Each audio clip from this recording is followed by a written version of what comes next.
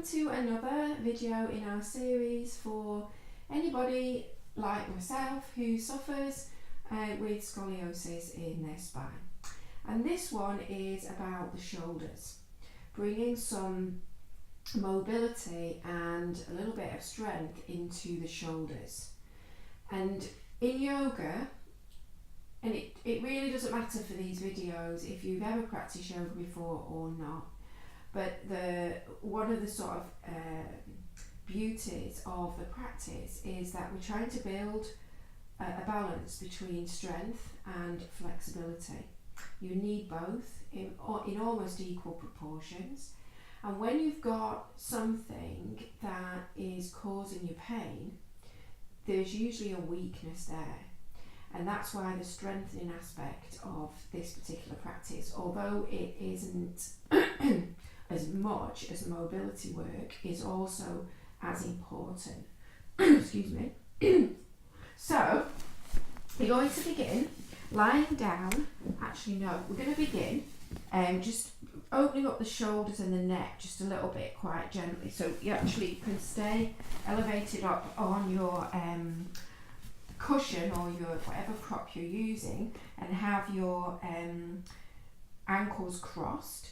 And you can use something underneath your knees so that you're not holding your knees up in the air and rounding your spine, because if you've done the video about lengthening your spine, we definitely don't want to be doing that. So what you're going to do is you're going to take your left hand to your right ear, and then you just, I'm not pulling with this left hand, I'm letting the weight of my left hand and arm drop this left ear towards my left shoulder. But I'm not lifting my shoulder up to meet it, I'm dropping my shoulder down, so there's space to move into. And then there's a couple of different options. You can take your right arm behind your back and roll that shoulder back and down, or you can reach these right fingertips out and don't touch the floor, just reach as if you're trying to reach for the floor. And relax as much as you can.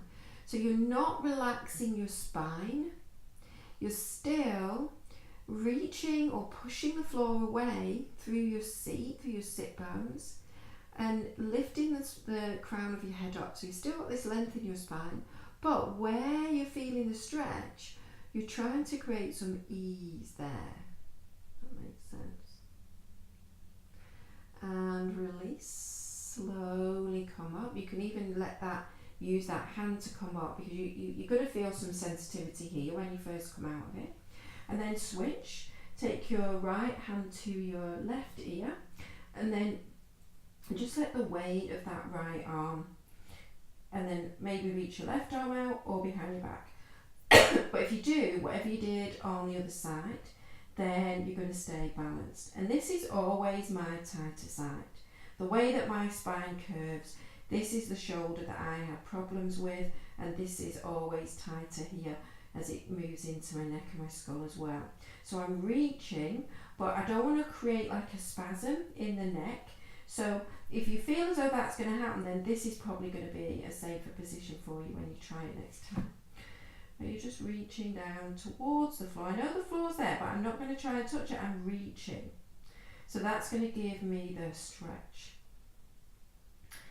And stay for maybe 10 breaths on each side. I'm going to show you how to come out of it supporting your head now.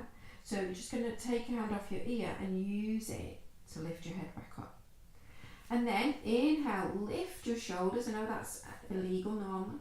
And then as you exhale, slide your shoulders down your back. And then inhale, lift your shoulders up.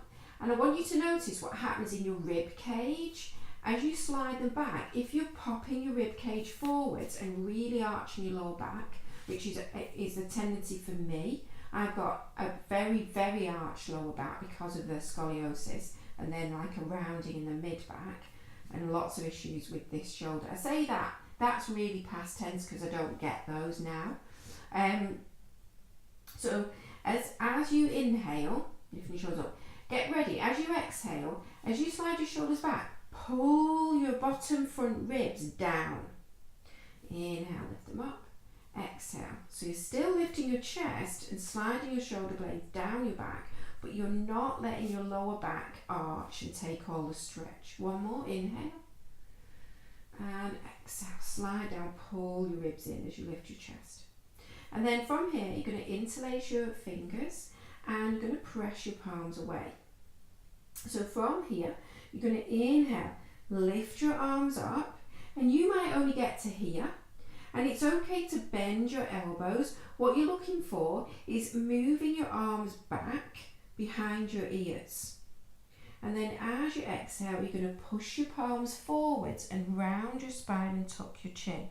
So if you've done the lengthening your spine video, we're revisiting using this movement through the shoulders and also touching on that flexion and extension through your spine. So as I press my palms forwards, I'm protracting my shoulder blades so they're moving away from one another. And as I lift my arms up and take them back, I'm squeezing the shoulder blades towards one another and I'm pulling my ribs down. Okay. And if you find that this really is difficult in your hips and your legs really lift up, then I would say if you can sit on your heels, or even if you can do it and you need a little bit of padding behind your calves, this is going to make it, it's going to take it out of your hips. I find that I can get more movement this way through my spine because any tightness in my hips is being taken sort of out of the equation. But if you're very tight in the ankles or the fronts of your legs, you may find that you need to be cross-legged and use your props there. Okay? And then just some shoulder circles. And it might sound really obvious, but I want you to think about what it feels like when your shoulders are lifted up. This is like a really common thing that people do without even knowing that they're doing it. And this is so bad for the shoulders and the neck. And then feel how it is when you roll your shoulders away from your ears. And you can do that in both directions. You can do it one at a time. And there's lots of variations that you can add into those shoulder rolls. But I want you to use that off your mat, away from your video practices, to every so often just check what position your shoulders are in, because I can guarantee that a lot of the time they're going to be up here unless you're consciously sliding them away. And then what you're going to do from here is what I think are the two most effective stretches for your shoulders. And these, one of them is going to protract your shoulders and pull them apart, create lots of space here. And the other one is going to strengthen your shoulders. But before we do that, we're going to do the strengthening exercise, because then you get to stretch everything out at the end, okay? So you're going to come down and you're going to interlace your fingers and you're going to have your elbows. You can do it like this. You can hold opposite elbows like that. Just get my hair out there. You're going to hold opposite elbows like that, and that's going to give you the position for your elbows. Keep your elbows there and then interlace your fingers. And then from here, you're going to stretch one leg out. You're going to push the floor away with your elbows. You're going to hug your arm bones in towards one another. And you're going to really use the back of your leg and lift your leg up towards the ceiling. You're pushing your heel back and you're really squeezing the front of your thigh. So you're really engaging the legs. And then you're going to straighten the other leg. So your feet are hip width apart. And you're going to start to take your tailbone towards your heels. So you're flattening down through you're not lifting your bottom up, you're flattening it down. And then you're going to push back through both heels and really power up your legs. You're going to pull your front ribs down again and lift your navel up towards the ceiling. And you're going to push the floor away with your elbows and squeeze your elbows in towards one another. But try not to collapse your head down. Think about drawing the crown of your head forwards. So you can hear now and think in my voice that this is getting more challenging. So what I want you to do is I want you to time, just count in your head how long you're going to stay here, so that you're not building tension, you're building strength. So as soon as you can feel that there's a lot of strain in it for you, then just come out, take your knees down and just come out of it like that. And then I want you to come straight into these stretching exercises. So the first one is to stretch the front of your shoulder and your arms. So I'm just going to move those out of the way.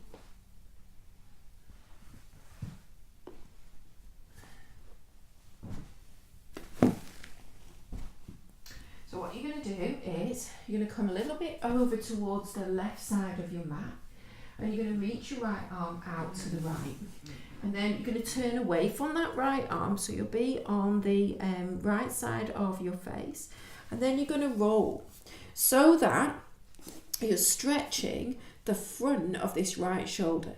And what I want you to watch for is this arm moving down like this to take the stretch away.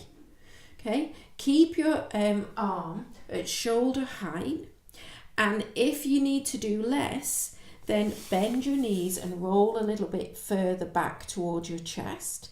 And then as you start to be able to build the stretch up, you can stack your feet and have your legs straight, and maybe even bend this top knee and just roll a little bit more into the twist. I've got you'll be able to see it on the other side, but I'm supporting myself with my other hand, and I'm not letting my head lift off the floor. I want my head to be relaxed and my neck to be relaxed, and then roll back. So I'll show you what it looks like from the other side, and I'm going to encourage you to stay in that one as well, as long as you can. So I'm going to stretch my left arm out to the left, and then I'm going to put the left side of my face down and roll. So I'm keeping my left arm up. I don't want it to start to pull down. So you've got the choice to bend your knees if you need that. This other arm is supporting me, this hand, so you can see what I'm doing now on that side. And you can stay, or you can bend this top leg, and that's just going to increase the strength. Some people can bend the bottom leg as well and come really deep into it. But if you're suffering with your shoulders, as I was with my scoliosis, before I started really working on it, then these are going to be a little bit too strong, too intense for you. So again, staying for about 2 or 3 minutes on each side, and then the last one that you're going to do is to stretch the backs of your shoulders and create some space there. So what you're going to do is you're going to thread, doesn't matter which way you start, I'm going to thread my left arm underneath, so my elbow's in the middle, and then I'm going to cross my elbows. And we'll have a look at my hands. So I'm going to make sure that I'm in the middle of my mat. My feet are on the floor. I don't like that. And my hands are equal distance. So like my left hand is just off the mat. I want my right hand to be just off the mat as well. And then I'm going to rest my chin on my upper arm, on this right arm. And you're basically just using your body weight to stretch into the back of the shoulder and the side of your upper arm. So